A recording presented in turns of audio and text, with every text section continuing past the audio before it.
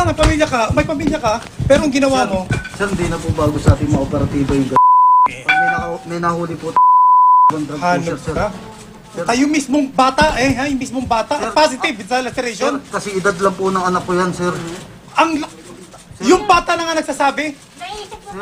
Yung bata na nga at positive laceration? Sir, hindi na po bago sa ating mga Hindi operatiba. bago yung kalokohan mo. Nanggagalaiting sinabon ni NCRPO Director Guillermo Eliazar, CPO-1 Eduardo Flores Valencia, suspect sa panggagahasa sa 15 anyos na dalagita na anak ng dalawang nakakulong na suspect sa droga sa MPD Station 4. Sa galit ng NCRPO Chief, nasa bunutan niya si Valencia nang ipagtanggol nito ang sarili sa hepe. Alam mo, ako matanda ng pulis.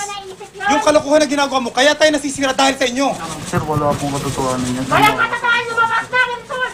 May result na nga Kwento ng ina ng biktima, inaresto silang mag-asawa ng mga pulis noong October 25 dahil sa illegal possession of drugs. Kusa raw silang sumama sa otoridad dahil inosente raw sila. Pero isinama raw ni Valencia ang dalagita nilang anak kahit wala namang nakuhang ebidensya laban dito.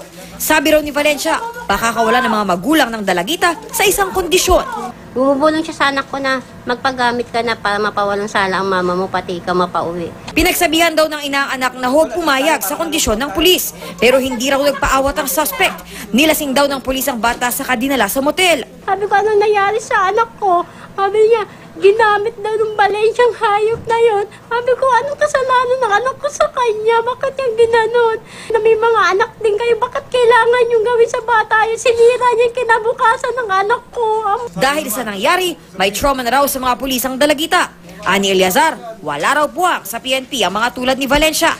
Kakasuhan ng suspect ng rape at grave misconduct.